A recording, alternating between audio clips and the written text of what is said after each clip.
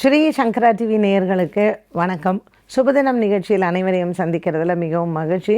இன்னைக்கு டிசம்பர் மாதம் 22ஆம் தேதி வெள்ளிக்கிழமை. இந்த நாளுக்கான 12 ராசிக்கும் பலன் மற்றும் பரிகாரத்தை பார்க்கலாம்.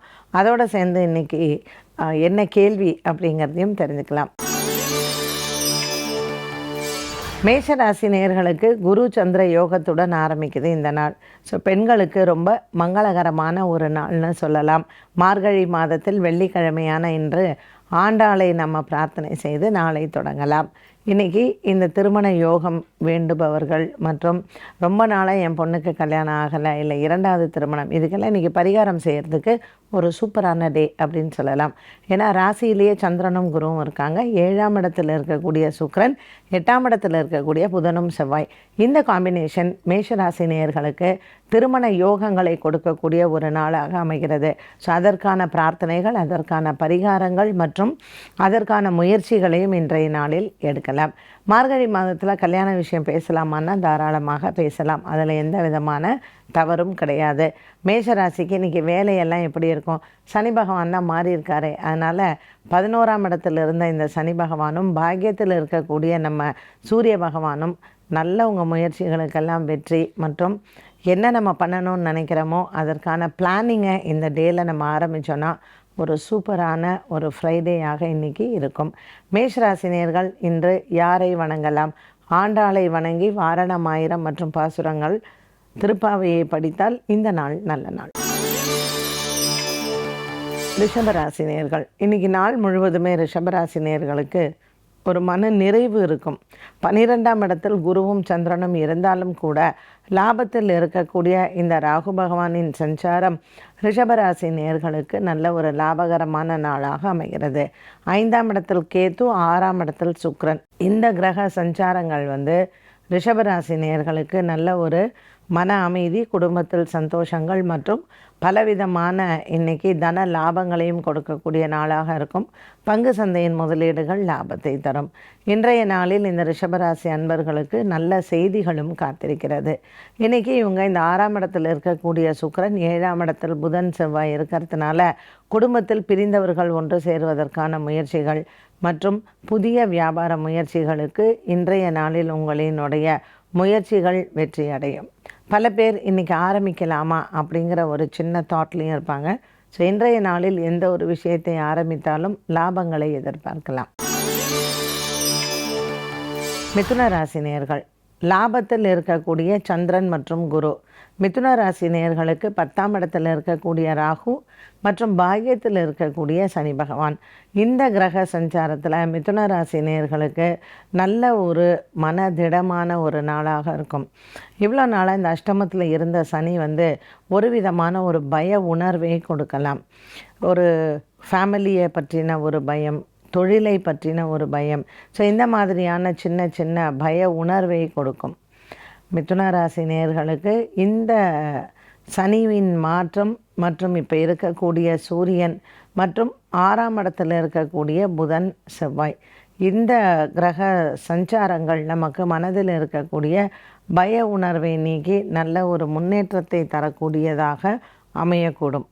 மிதுன ராசி நேயர்களுக்கு நல்ல ஒரு திடமான நாளாகவும் அமைகிறது. வங்கி சம்பந்தப்பட்ட பிரச்சனைகளும் தீரும். கடகராசி அன்பர்கள் இன்றைக்கி ராசிநாதன் சந்திரன் குருவுடன் சேர்ந்து மறைவு ஸ்தானத்தில் இருந்தாலும் நல்ல ஒரு பாக்கியமான நாளாக அமைகிறது. வெள்ளிக்கிழமையான இன்று சுக்கிர பகவானின் அனுகிரகத்தோடு கடகராசி அன்பர்களுக்கு தன லாபங்கள் இருக்கும். இன்று மகாலட்சுமியை வணங்குவது சிறப்பு. லக்ஷ்மி நாராயண பெருமாளையும் வணங்க இந்த கடகராசி அன்பர்களுக்கு மனதில் இருக்கக்கூடிய பய உணர்வு மற்றும் மனதில் இருக்கக்கூடிய சஞ்சலங்களும் தீரும். கடகராசி நேயர்களுக்கு நீண்ட நாள் கனவுகளும் நிறைவேறும். இன்று வியாபாரம் சம்பந்தப்பட்டது, வேலை சம்பந்தப்பட்டதில் புதிய முயற்சிகளை எடுக்கலாம். எடுத்த காரியத்தில் வெற்றிகளும் கிடைக்கும். நீண்ட தூர பிரயாணங்கள் ஒரு சிலருக்கு தடையாக இருக்கும். அந்த தடை நீங்கி இன்று பிரயாணங்களை மேற்கொள்ளக்கூடிய சூழ்நிலைகளும் உருவாகலாம். கடகராசி அன்பர்களுக்கு மன நிறைவான நாளாக அமையும். சண்டை சச்சரவுகளும் இருக்காது. இன்று கடகராசி அன்பர்களுக்கு கூட பிறந்த சகோதர சகோதரிகளால் லாபங்களும் ஏற்படும். சிம்மராசி நேயர்கள், இன்று நாள் முழுவதும் சிம்மராசி நேயர்களுக்கு நல்ல ஒரு மன நிறைவு கிடைக்கும். ராசிநாதன் சூரியன் பூர்வ புண்ணிய காரகனாக 5ஆம் இடத்தில் இருப்பதும் குருவும் சந்திரனும் பாக்கியத்தில் இருப்பதும் மிகவும் ஒரு அருமையான நாளாக அமைகிறது. பூர்வ புண்ணிய பலங்களுடன் மற்றும் பாக்கியத்தில் இருக்கக்கூடிய சந்திரன் குரு இந்த சஞ்சாரங்கள் இந்த சிம்மராசி நேயர்களுக்கு பலவிதமான மன நிறைவை கொடுக்கும். எடுத்த காரியத்தில் வெற்றியும் கிடைக்கும். இன்று இந்த சிம்மராசி நேயர்களுக்கு பலவிதமான குடும்ப சண்டைகள் மற்றும் உடல் ஆரோக்கிய முன்னேற்றத்திற்கு பரிகாரங்களை மேற்கொள்ளலாம். தன்வந்திரியை பிரார்த்தனை செய்வதும் மற்றும் வைத்தீஸ்வரனை மானசீகமாக வேண்டிக் கொண்டாலும் இந்த கண்டக சனி மற்றும் 8ஆம் இடத்தில் இருக்கக்கூடிய ராகு 2 கேது இந்த கிரக சஞ்சாரத்திற்கு நல்ல பரிகாரமாக அமையும். கன்னிராசி நேயர்கள், கன்னிராசி நேயர்களுக்கு நீண்ட நாள் கனவுகள் நிறைவேறும். பலவிதமான குழப்பங்கள், குடும்பத்தில் இருந்த சண்டை சச்சரவுகளும் தீரும். ராசியில் இருக்கக்கூடிய கேது மற்றும் 7ஆம் இடத்தில் இருக்கக்கூடிய ராகு இந்த மன சஞ்சலங்களை தீர்க்க ஏற்ற நாளாக அமைகிறது. 8ஆம் இடத்தில் இருக்கக்கூடிய இந்த குரு சந்திரன் சந்திராஷ்டம தினமாக இருக்கும் உத்திரம் நட்சத்திரக்காரர்களுக்கு. ஆகவே பசுமாடுகளுக்கு உணவளிப்பது நல்லது. 4ஆம் இடத்தில் இருக்கக்கூடிய சூரிய பகவானின் சஞ்சாரம் சகோதர சகோதரிகளிடத்தில் மன சஞ்சலங்கள் ஏற்படும். ராசியில் கேது மற்றும் 4ஆம் இடத்தில் இருக்கக்கூடிய இந்த சூரியனின் சஞ்சாரம் சின்ன சின்ன சண்டைகள் குடும்பத்தில் ஏற்படலாம். ஆகவே இன்று நீங்கள் அமைதி காப்பது நல்லது. வெள்ளிக்கிழமையான இன்று பைரவருக்கு தீபம் ஏற்றி வழிபாடுகள் செய்ய மன நிறைவாக இருக்கும்.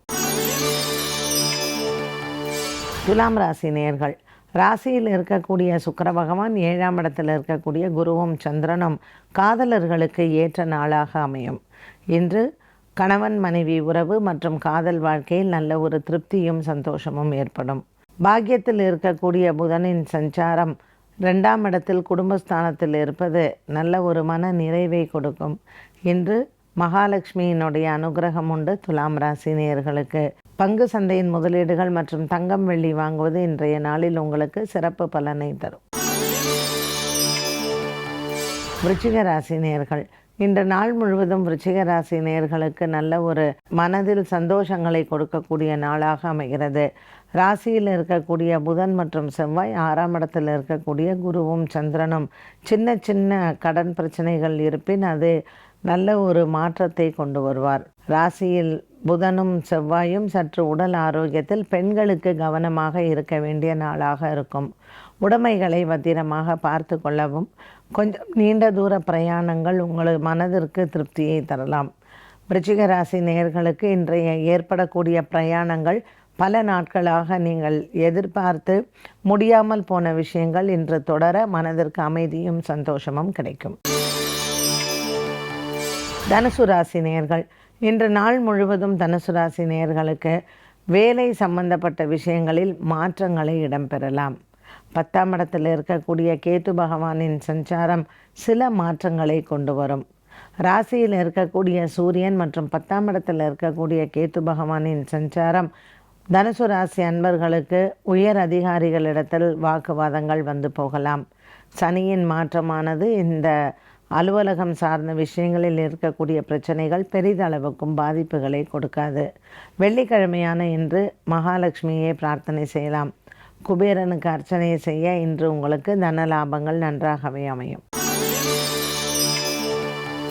மகர ராசி நேயர்கள், இன்று மகர ராசி நேயர்களுக்கு அலைச்சல்கள் அதிகம் இருக்கும். 9ஆம் இடத்தில் இருக்கக்கூடிய கேது பகவானின் சஞ்சாரம் மகர ராசி நேயர்களுக்கு சற்று மனதில் அமைதியை கொடுக்கும். இன்று பல நாட்களாக இருந்து வந்த குடும்ப சண்டைகள் தீரும். எடுத்த காரியத்தில் வெற்றியும் உண்டு. நீண்ட தூர பிரயாணங்கள் மனதிற்கு அமைதியை தரும். மகர ராசி அன்பர்களுக்கு இன்று நாள் முழுவதுமே சந்தோஷமும் மனதில் அமைதியும். பல நாட்களாக நீங்கள் எதிர்பார்த்து கொண்டிருந்த சில விஷயங்கள் கைக்கு வந்து சேரும். கும்பராசி நேயர்கள், இன்று நாள் முழுவதும் கும்பராசி நேயர்களுக்கு சின்ன சின்ன குழப்பங்கள் குழந்தைகளால் ஏற்படும். உடல் ஆரோக்கிய குறைபாடுகள் மற்றும் குழந்தைகளிடத்தில் வாக்குவாதங்கள், சண்டை சச்சரவுகள் வந்து போகலாம். ராசியில் இருக்கக்கூடிய சனி பகவான் சற்று உங்கள் உடல் ஆரோக்கியத்தில் சின்ன குறைபாடுகளோ அல்லது குறைகளையோ கொடுக்கலாம். கும்பராசி அன்பர்களுக்கு மனதளவில் இருக்கக்கூடிய குறைகள் தீர நண்பர்களின் உதவி கிடைக்கும். பண பிரச்சனைகள் மற்றும் வரவேண்டிய பண பாக்கிகள் கைக்கு வந்து சேருவது இது அனைத்தும் முடிவடைவதற்கான ஒரு தருணமாகவும் அமைகிறது. கும்பராசி நேயர்களுக்கு இன்று காலையில் நற்செய்திகளும் உண்டு. காலை வேளையில் விநாயகரினுடைய வழிபாடும் மற்றும் மார்கழி மாதம் ஆண்டாளை தரிசனம் செய்வது நல்லது. மீனராசி நேயர்கள், இன்று நாள் முழுவதும் மீனராசி நேயர்களுக்கு உற்சாகமான நாளாக இருக்கும். ராசியில் ராகு, 7ஆம் இடத்தில் கேது மற்றும் 8ஆம் இடத்தில் சுக்கிரன் திருமண யோகங்களை கொடுப்பார். சின்ன சின்ன குழப்பங்கள் குடும்பத்தில் இருந்த போதிலும் பெரிய அளவுக்கு பாதிப்புகள் இருக்காது. பெற்றோர்களின் உடல் ஆரோக்கியத்தில் கவனம் தேவை. இன்று பெற்றோர்களுக்கு மருத்துவ செலவுகள் வருவதற்கு வாய்ப்புகள் உண்டு. வீட்டில் குடும்பத்தில் சின்ன சின்ன செலவுகள் வீட்டில் இடம்பெறலாம். மற்றபடி இன்று மீனராசி நேயர்களுக்கு பெரிய அளவுக்கு சண்டை சச்சரவோ அல்லது மனக்குறைகளோ ஏற்படாது. மீனராசி நேயர்கள் வெள்ளிக்கிழமை இன்று ராகு காலத்தில் துர்க்கையை வணங்க எடுத்த காரியத்தில் வெற்றிகள் கிடைக்கும். 12 ராசிக்கும் உண்டான பலன் மற்றும் பரிகாரத்தை பார்த்தோம். இந்த நாளுக்கான கேள்வி என்ன? இன்று தேசிய கணித தினம். ஒருவர் கணிதத்தில் சிறந்து விளங்க எந்த கிரகம் வலுவாக இருக்க வேண்டும்? ஸோ இன்றைக்கி கணித மேதை ராமானுஜம் அவருடைய பிறந்த நாள். அதனால் தேசிய கணித தினமாக இருக்குது. எனக்கும் மேக்ஸுக்கும் ரொம்ப தூரம். எனக்கு கணிதம் அப்படின்னாலே ரொம்ப பயம். ஆனால் ஜாதகத்தில் புதன் நல்லா இருந்தால் தான் கணிதம் நல்லா வரும் அப்படின்னு சொல்லுவாங்க. புதன் நல்லா இருந்தால் தான் ஜோதிடமும் நல்லா வரும். ஸோ ஜோதிடமும் கணக்கு தானே. அப்போ நான் நினச்சிப்பேன், ஸ்கூலில் வந்து எனக்கு அல்ஜீப்ரா அண்ட் நான்லாம் ஒரு ஆங்கிலோ இண்டியன் போர்டில் படிக்கும்போது எங்களுக்கெல்லாம் மேக்ஸ் வந்து ரொம்பவுமே டஃப்பான ஒரு பேப்பர். அப்போல்லாம் கணித மேதை ராமானுஜம்லாம் எனக்கு ரொம்ப தெரியாது சின்ன வயசுலலாம். புதன் தான் அதுக்கு அதிபதினும் தெரியாது. இல்லைன்னா நான் அன்றைக்கே புதனை போய் நல்லா சுற்றுன்னு சுற்றியிருப்பேன் நவகிரகத்தில். புதன் தான் காரணம். பட் எனக்கு ஜாதகத்தில் புதன் நல்லா இருக்கிறதுனால தான் இன்றைக்கி ஜோதிடத்தில் நான் இவ்வளோ தூரம் வந்திருக்கேன். ஆனால் இன்ட்ரெஸ்ட் இப்போ நான் எதுக்கு நான் உதாரணம் சொல்கிறேன் அப்படின்னா, எனக்கு ஜாதகத்தில் புதன் வலுத்து இருந்தது. ஆனால் எனக்கு கணிதத்தில் வந்து இன்ட்ரெஸ்ட் இல்லை. எனக்கு டான்ஸு, பாட்டு, கலைகள், ஏன்னா புதன் வந்து அதற்கும் காரணக்கர்த்தா தான். இப்போ நான் கணிதம், இன்றைய நாளில் கணிதம் அப்படின்னு சொல்லும்பொழுது கணிதம்னாலே பயப்படக்கூடியவர்களும் நிறைய பேர் இருப்பாங்க. புதன் அதிபதியாக இருந்தாலும் கூட புதனோட யார் இருக்காங்க அப்படிங்கிறது இருக்குது. ஸோ புதனோட குரு இருந்தாருன்னு வச்சுக்கோங்களேன், உங்களை மேக்ஸில் அடிச்சுக்கவே முடியாது. புதன் வீட்டில் குருவோ புதனுடன் குருவோ இருந்தால் நீங்கள் வந்து மேக்ஸில் ரொம்ப எக்ஸலண்ட் பர்சனாலிட்டியாக வரலாம். புதனோட சுக்கிரன், புதனோட சந்திரன் இதெல்லாம் இருந்ததுன்னு வச்சுக்கோங்களேன். புதனோட சுக்கிரன் இருந்தால் அது லக்ஷ்மி நாராயண யோகம்னு சொல்லுவோம். அவங்க வந்து ஆடல் பாடல், இப்போ ரேவதி சங்கரை நம்ம எடுத்துக்கோங்க. நீங்கள் அவங்க அப்படியே இன்ஸ்டண்ட்டாக பாடுவாங்க. அவங்க நீங்கள் ஒரு விஷயம் சொன்னீங்கன்னா அதில் வந்து அது ஒரு பாடலாகவே. ஸோ அவங்களுக்கு இருக்கக்கூடிய ஒரு கலைநயத்தில் நான் நினைக்கிறேன் அவங்க ஜாதகத்துலலாம் புதன் சுக்கிரன் வந்து சூப்பராக இருக்கும். ஸோ நீங்கள் எந்த ஒரு வல்லமை படைத்த அந்த நேச்சுரலாகவே ஒரு ஆர்டிஸ்ட் இருக்காங்க அப்படின்னு சொல்லுவாங்கள்ல, சொல்லி கொடுத்து வருவதில்லை, இயற்கையாக வருது அப்படின்னா அதுக்கு புதன் சுக்கிரன் கண்டிப்பாக ஒரு காரணமாக இருக்கும். ஸோ புதன் புத்திகாரகன். உங்கள் புத்தியை நீங்கள் எப்படி பயன்படுத்துகிறீங்க அப்படிங்கிறது. கணிதத்திற்கும் புதன், பேச்சு திறமைக்கும் புதன். ஸோ ஒரு வக்கீல், ஒரு அக்கௌண்டண்ட்டு, ஒரு மார்க்கெட்டிங் பர்சனாலிட்டி, இவங்க எல்லாருக்குமே புதன் நல்லா இருக்கணும். ஆனால் துறைகள் வெவ்வேறு. அப்போது அந்த புதனோட யார் இருக்கா அப்படிங்கிறதுல நம்ம வந்து புதனுக்கு வந்து ஒரு வெயிட்டேஜ் இன்றைக்கி கொடுக்குறோம். ஸோ கணிதம் உங்கள் குழந்தைங்களுக்கெல்லாம் புதன் நல்லா இருக்கணும், மெமரி பவர் நல்லா இன்க்ரீஸ் ஆகணும் அப்படின்னா புதன் கிரகத்திற்கு தான் செய்யணும். புதனுக்கு அதிபதி மகாவிஷ்ணு. அதனால் மகாவிஷ்ணுவினுடைய ஆலயம், பெருமாள் கோவிலை புதன்கிழமையில் சென்று வணங்குவது, விஷ்ணு சகஸ்ரநாம பாராயணத்தை புதன்கிழமையில் நீங்கள் சொன்னீங்க அப்படின்னா அப்படியே கல்பூரம் மாதிரி உங்கள் பசங்க சொன்னதை பிடிச்சிக்குவாங்க. ஸோ இது ரெண்டுமே இருக்குது, பூன் அண்ட் பேன். எந்த அளவோடு நம்ம புதனை வந்து வணங்கினால் புதன் நமக்கு தொல்லை இல்லாமலும் நல்ல ஒரு மெமரி பவரையும் நம்ம பசங்களுக்கும் நமக்கும் கொடுப்பார் அப்படிங்கிறதான் இன்றைக்கி கேள்விக்கான ஒரு பதில். என்ன நேயர்களே, இன்றைய சுபதினம் நிகழ்ச்சி உங்கள் எல்லாருக்குமே ரொம்ப பயனுள்ளதாக அமைந்திருக்கும். மீண்டும் சந்திக்கும் வரை நன்றி, வணக்கம்.